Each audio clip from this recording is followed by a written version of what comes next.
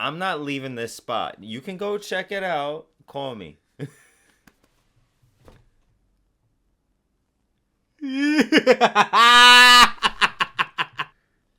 You mean to tell me I've been doing this with my eyes closed this whole time? This whole time. Let there be light. Let there be light. Clap on, clap off. Woo! All right, 3. Wow. Wow. All right, so where were we? I mean, we don't have video. But yeah, we were talking about how we were. What's up, guys? My name is Justin. My name is Danny. We are RINGPOST. Again. Yes. We'll keep that. You know Yeah. what we could do? I know what we could do. I'll explain it later. But we were talking about how we moved from one spot to another spot next to the bar on the left side of the ring. Yes. And how your wife spotted it. And to be honest with you, it's a great spot. So if you ever don't give our secrets away. Oh, right. Yeah. You know what? Find out on yourself. Yeah.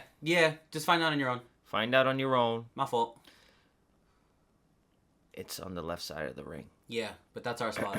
That's RINGPOST spot. Yeah, it's RINGPOST. All 3 of us had RINGPOST shirts. So if you saw us there, that was us.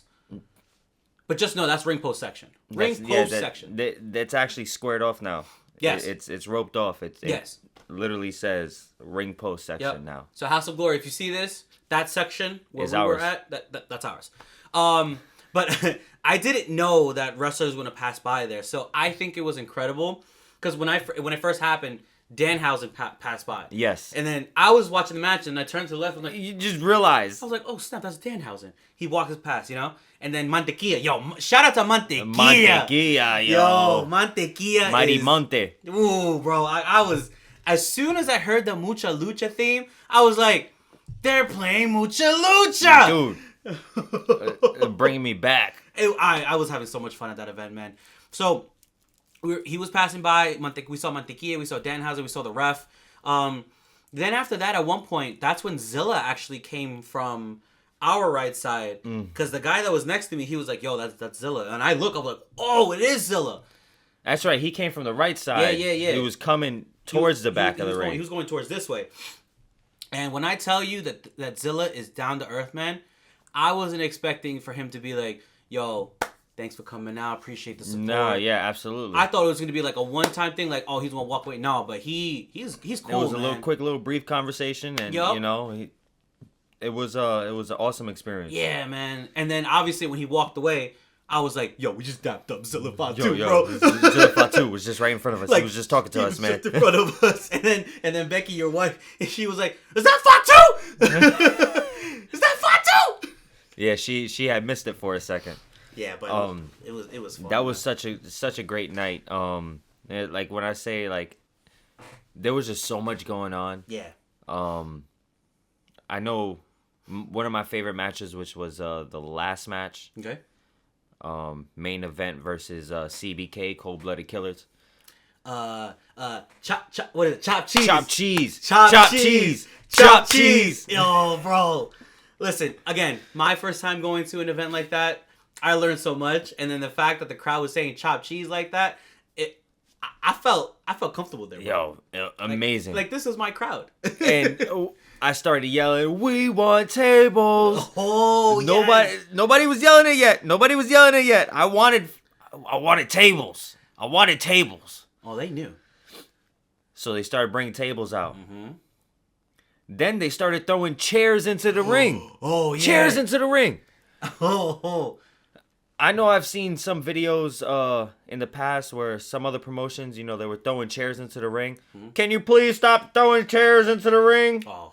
No, they didn't. They didn't give up.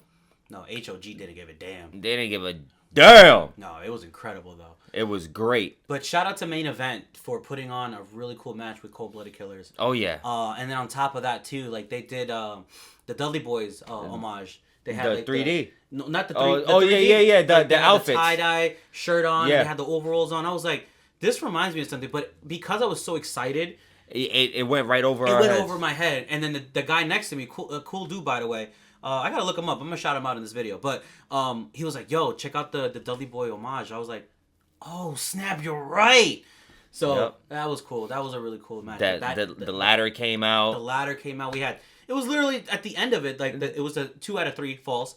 The third fall was it was literally a no DQ, but I saw it as like, oh, this is a tables, ladders, and chairs match. Oh, absolutely, absolutely. This is a TLC match. And I saw that ladder come out. Then one of CBK members got injured. Oh yeah, that was crazy. Injured. So there was a stretcher, there was tables, there was ladders, there was chairs, there was chaos going on in the ring. Yep. And Indy Hartwell walking by. Yeah. I was like, wait, what's going on? I don't know what to pay attention to. That was funny because literally we're just focused on the match, and the next thing you know, we see Indy just like kind of strolling by, and I was like, wait, that was Indy Hartwell. Oh, good match, Indy. I guess we missed that one. Oh, but yeah, if that was your favorite match, I think that was my second favorite match. Second favorite match. Yeah. What was your favorite match? I think my favorite match was definitely Private Party. Them showing up, shots, against Jodi Aura, who's the Nightwalker. The Nightwalker. And this is my favorite. Like, listen, the guy was hated. The guy was hated, but I have to say, respect to infamous Daron Richardson. All right. So, mind you, this guy comes out, you know, he has like his, what do they call those type of coats? You know, like a fur coat. Yeah, the pimp coat. The pimp coat. He had his hair like like a perm, right? It was definitely perm. It was a perm, but then he had a pink bandana on, right? So I said to Becky and Justin, I was like, "Yo, doesn't he give you like Uncle Bobby vibes from the Proud family?" Bobby Proud. Bobby Proud. We're just in the crowd going, "Bobby, Bobby, oh no." So, but. It was cool seeing Private Party there. It was really cool because obviously I saw them on AEW, watching their matches and everything. But the crowd just was so alive when they came out. Oh yeah, just going with the shots, and just just feeding off of that vibe that they were giving. It just made the match true. Like I felt like, man, this is a cool match, and I kept saying that like all night. I was like, yo, pro wrestling is cool, man. No, it really is. What a great time, like we say all the time, what a great time to be alive as a wrestling fan now. Very, very. So, if you guys ever get a chance to check out House of Glory Wrestling, definitely do so. Chicago, New York. Yeah, they're going to be in Chicago. Excuse me, they're going to be in Chicago soon. If you're in the New York area, they're in Jamaica, Queens. The next event's going to be Isolation on April 25th. Isolation 3. Mm-hmm. They just announced that one of the headliners are going to be former AEW international champion Konosuke Takeshita. Takeshita, yes. So they just announced his HOG debut. Yes. So that'll be really cool. I'm curious to see who else is going to be there. I can't wait. I can't wait to find out who else is going. I think I kind of want to go, but I want to see what's going to happen. But yeah, I got to see the lineup. I got to see the lineup. I got to see the lineup. But other than that, bro, like HOG, thank you for the recommendation. Because Justin was the one that told me. Dude, it's one of my boys. He told me about it. And I was just like, you know what? Mercedes Moné is going to be there. I'm not a big fan of Mercedes Moné. I love her wrestling. This is a hot take, but I know that she can be very Hogan-y. Oh. Let's just leave it at that. Sorry, Mercedes. I love your wrestling. You're an excellent athlete. Listen, all I said at the event was that you suck at Mario Kart. And you suck at Mario Kart. You're trash at Mario Kart. You heard it here first on RINGPOST. On RINGPOST, yeah. Like, if you heard that, Mercedes, you know, that was me. That was me. But damn, okay. Yeah. All right, let's stir the pot. Gotta stir the pot. Let's stir the pot, and we're okay with that. That match was also good as well. That was a great match. The Indy Hartwell Mercedes Moné match. Yep. That was a fantastic match. Amazing match. But I have noticed Mercedes has since then she had another win as well on AEW. Yeah. In the similar fashion to a tap out. Yep. To a move by a person who must not be named. Yeah.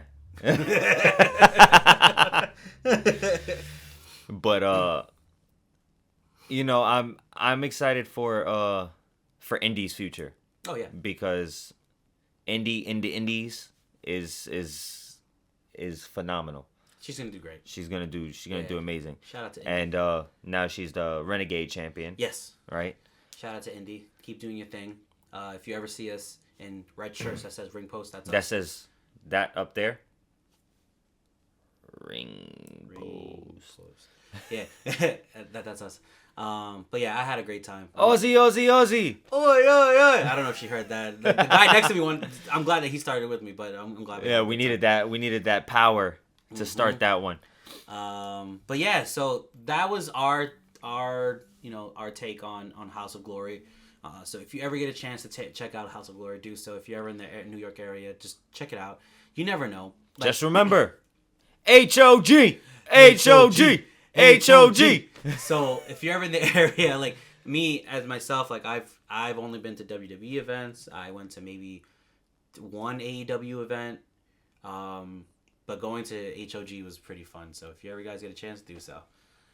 So speaking of WWE, now we're gonna be talking moving forward. Yeah, we're moving forward. We're gonna be talking about, like, we're not gonna go ahead and talk about, you know, our typical recap. We kind of want to do something different now, where we kind of want to create our own topics on our own headlines. Yep. So we kind of want to discuss on, you know, maybe conversations of like possible future bookings. Maybe if there's like are certain things necessary for this WrestleMania, which I'll get into. So we want to try something different, and we want to see how you guys react and see how this goes. And we also just want to make sure that you guys are interacting with us too as much as possible. So the first question that I actually wrote down was, is The Rock needed for 2 WrestleManias in a row?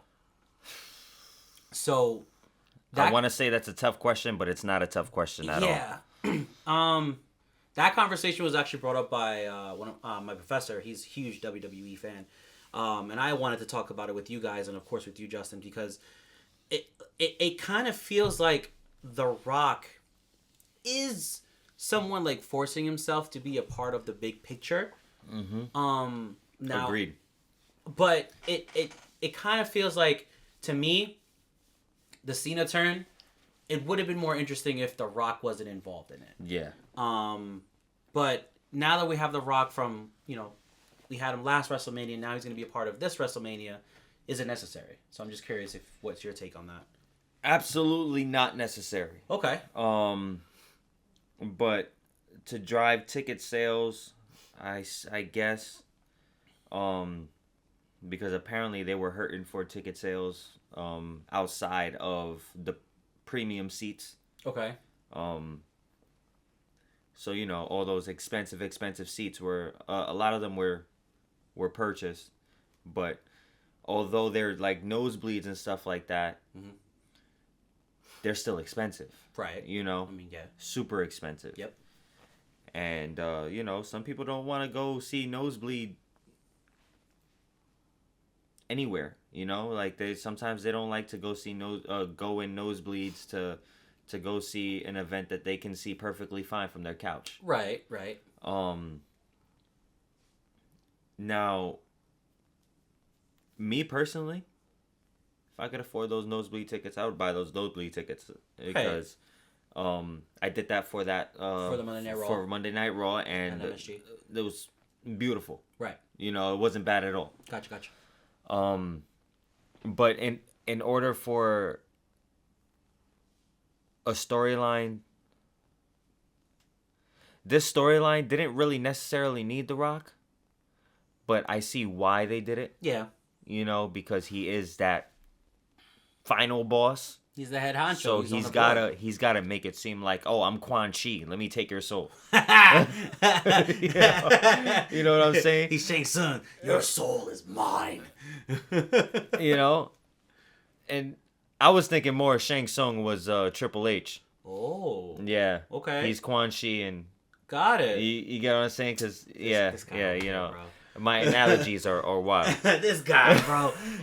Okay. But like I said, for that whole that soul absorption content that they have, that they're trying to push out there, and clearly Cena sold his soul. But back to that question, absolutely the F not is it necessary for Dwayne The Rock motherfucking Johnson to be a part of this WrestleMania or any WrestleMania? Now, I get that whole coming in every 3 PLEs or so, whatever the case may be. The problem is he's not as consistent. And if he wanted to actually burn into something, he should be consistent. Got it. And be more involved. Like I see that Cena. I know that Cena's got his Hollywood contracts and stuff like that or whatever. That's why we only see him every 15 episodes. You know, but consistency is key. And I feel like if there was more, if The Rock showed up a little more, and even threw his boots on and actually wrestled, then it'd be a little interesting. Yeah, right. You know what I'm saying? But he even said at the press conference where he doesn't need to compete inside of the ring in order for something to pop. Because all he does is this. The goosebumps. The goosies. Come on.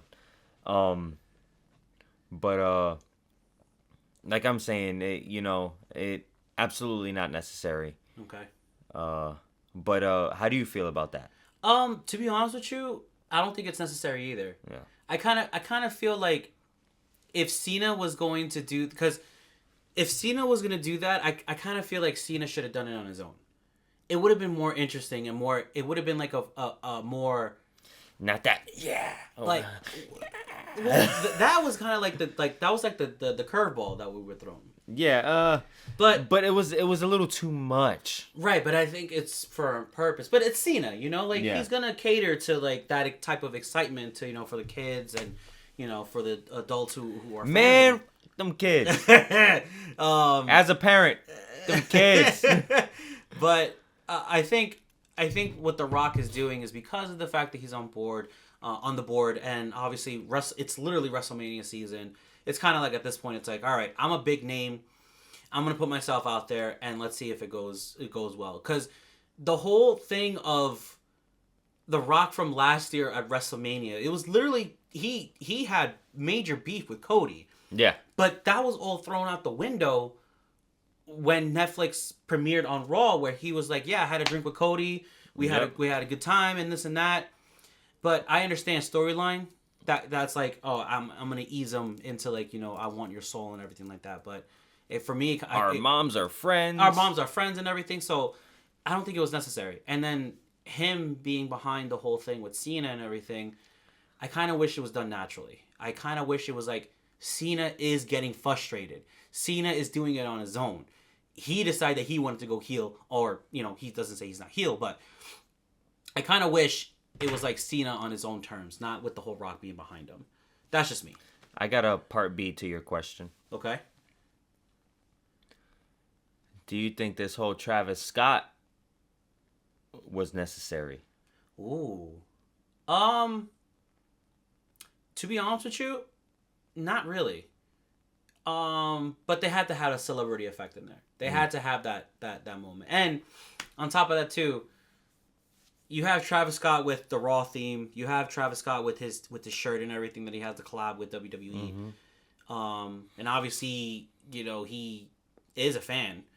So it's like I think I mentioned it in the last episode. It was or I'm not sure if I did or not, but it's kind of like when NWO brought out Dennis Rodman. Yep. It was kind of like that, and I think they needed that celebrity effect to make it pop a little more. To make it pop a little more, and then also bring in people who are like, yo, what is Travis Scott doing in a WWE right now with everybody? All the big stars right now. Like, what the hell's going on? Oh, I got to start watching.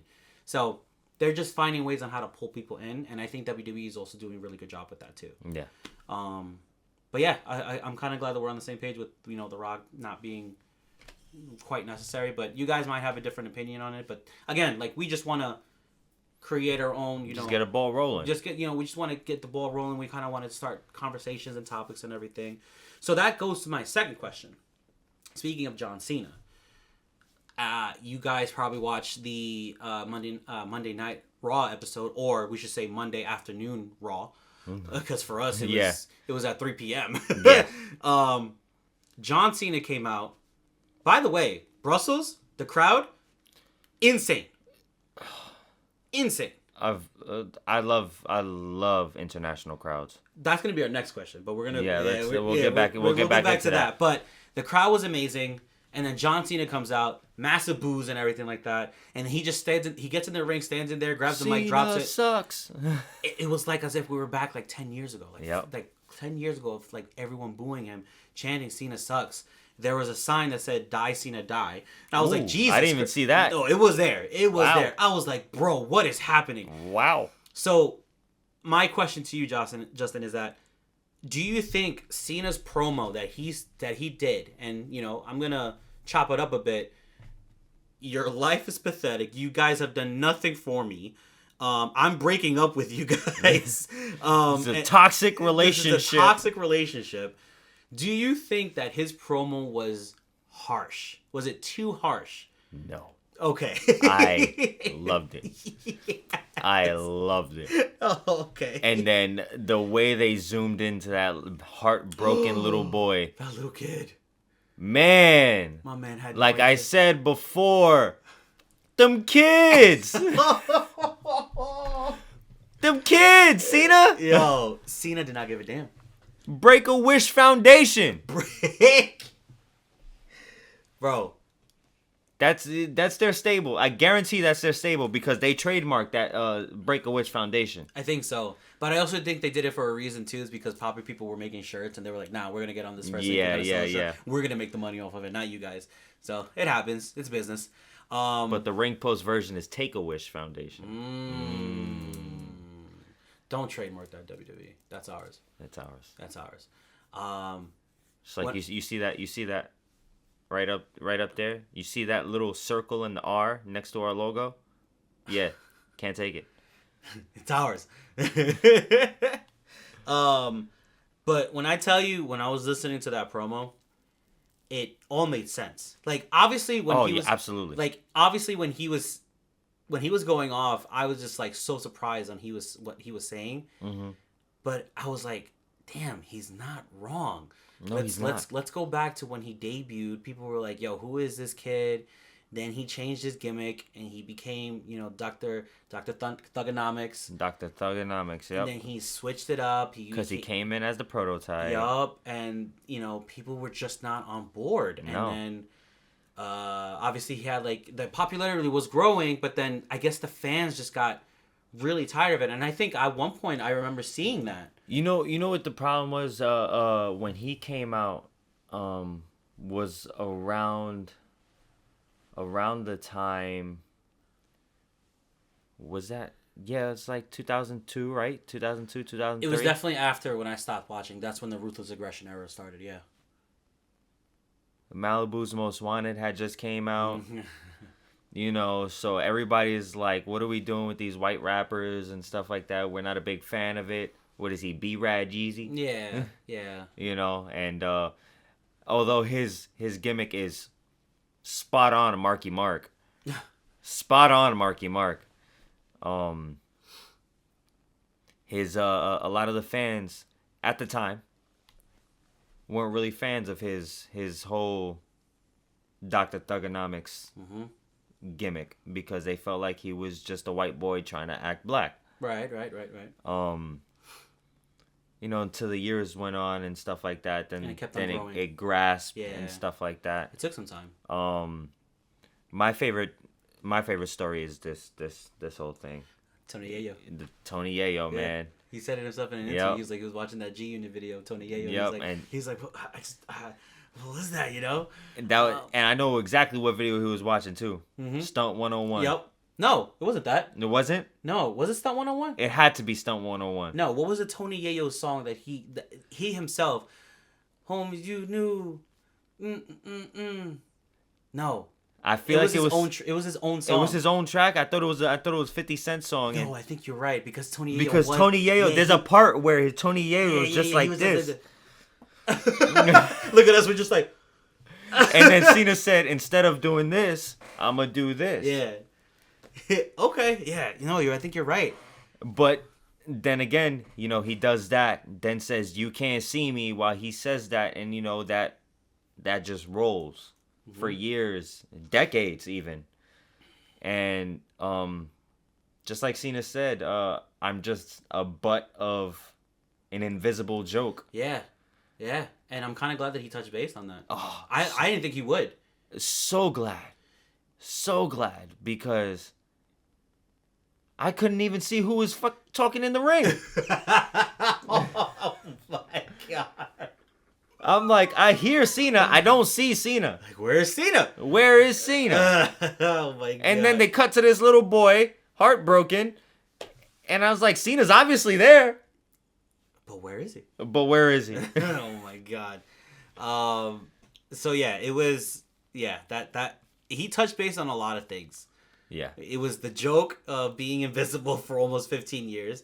Then obviously he brought up the fact and what happened when I started getting big. I started winning and it still wasn't enough. I was like, bro, we lived through that. We saw it, and I agree. There was a moment I was like, yo, I don't want Cena to win anymore. It's like give it to someone else. That's how I felt about Roman. Yeah, and then that's what happened with Roman, and it's like, man, that's when you start realizing, yo, he's not wrong with what he's saying. Absolutely. Obviously, because I started rewatching back in, it was WrestleMania 30, and obviously he was still there. And I'm just like, whoa, he's not wrong in everything he's saying. And from then until now, it's like, I was progressively seeing, the fans turning on him and, booing him and saying he sucks and everything. I'm like, bro, that's crazy. Because again, in 2016, I got to see Cena, AJ Styles at Madison Square Garden for a WWE live event. So when the music played and you hear the trumpets play and everything like that, literally the crowd was like, John Cena sucks. John Cena sucks. I was like, yeah. Let me go with that because I agree with that too. And then obviously there was a little kid right next to me. He goes, no, John Cena doesn't suck. I'm like, well, listen. To me, he does. You hear them, kid? You hear them? They're shouting it. I'm not the only one. But it was an incredible promo because there were moments where I had to get up and because I was cooking too. I literally stopped cooking and looked back what did he just say? Oh.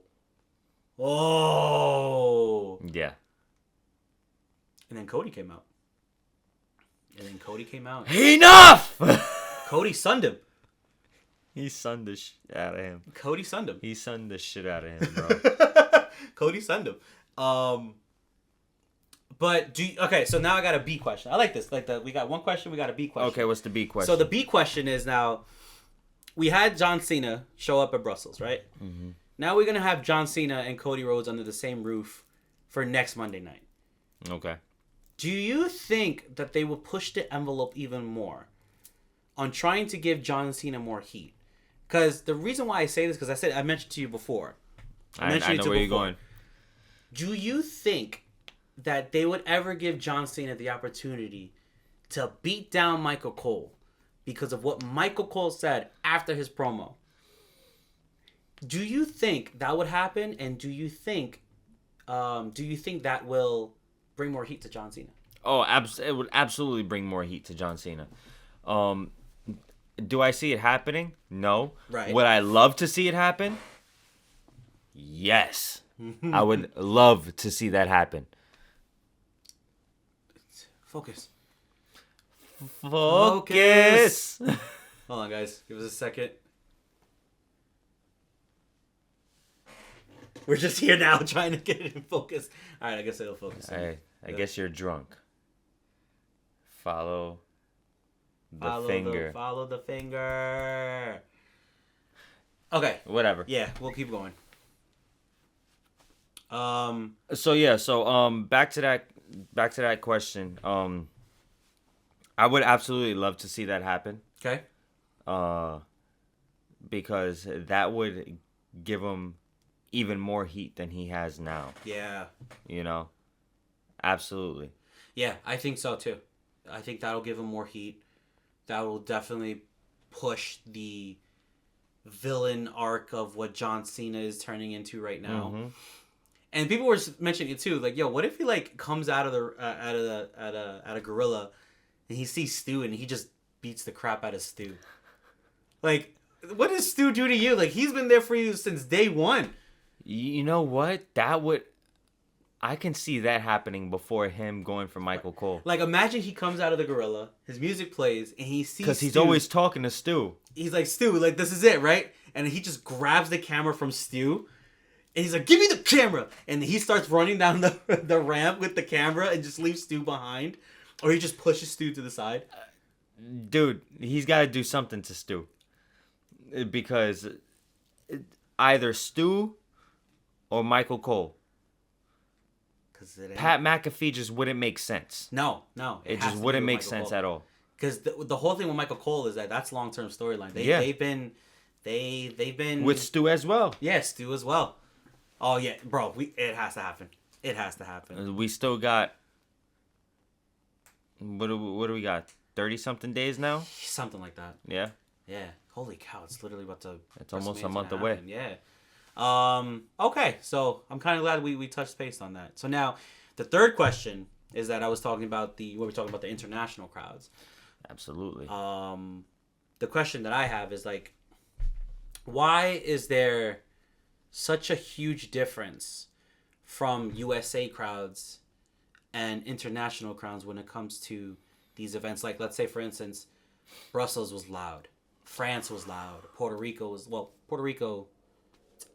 still United States, but they were just still loud. Their chants are always unique. Yeah. Not only that they're unique, they're awesome. Yeah. Some of these chants. Very. And it's just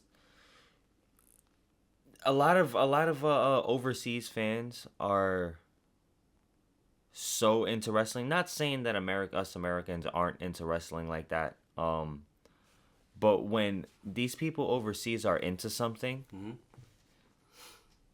They live, they eat, they bleed, they breathe this stuff in. You know what I'm saying? They actually like love these moments, events, especially when it's in a big stadium the way it is, and they feel like they don't go there often, right? So they have to show up the American crowds, because if not, then what's the point of going? Right, exactly. Think about music events too. Some of our favorite bands no longer tour in the U.S. Mm-hmm. They're mostly going to the U.K. Exactly. Yeah, they're going to the European tour. Because they have, opposed to, say if Avenged Sevenfold came to New York, they would have 30,000, if that, mm-hmm. But they go to Germany or, England or something, that crowd of 30,000 people jumps to 120,000. Mm-hmm. Yeah. So the fan base out there is just I guess the best word I can use is more loyal. Okay. When it comes to things like that, because they don't get it often. Right. Okay. Yep. They don't get it often. Yes. Yep. You literally took the words out of my mouth, because I would have to agree on that too. It's like they don't see it as too often, and I think that excitement is what brings it. It kind of goes back to like when they went to France for Backlash. Yep. Like that was an incredible event. When they went to Puerto Rico, that was an incredible event. Like I was just super happy to see Brussels show up the way that they did. Like Monday Night Raw at Madison Square Garden, like it felt like I felt that energy. Like I'm pretty sure since you were there, you kind of felt it too as well. The stands were rumbling. Yeah, so that's how you know that like you're in a good spot where it's like man, I'm having fun. Like, everyone else is around me is having fun. And I think that's why I had fun at HOG as well, is because that was a loud crowd. Like, we were just having a blast there, too. It was an incredible event. But watching Brussels, I was just like, yo, again, and I'm going to keep saying it, like, yo, pro wrestling is cool, man. Because they would make up their chants. They would count. And they would just, they would be so hyped. And then when Cody came out and they did the chant for Cody Rhodes, and I was like, you can't beat that. They sang his whole song.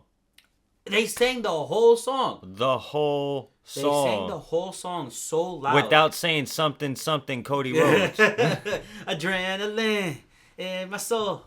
Something, Cody Rhodes. That'll be forever my actual version of the song. But it's just, I think they need to do more.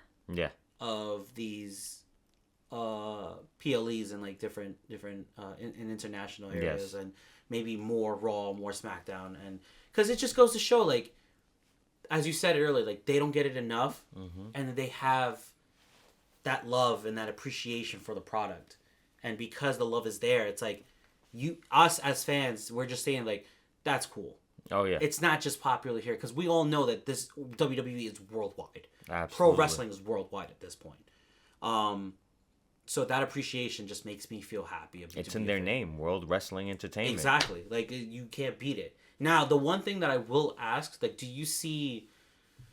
Because I know that I talked about it a while ago, and I was like, I'm just curious. Like, do you ever see WWE kind of like doing like an event, either Raw, SmackDown, or even a PLE in Mexico?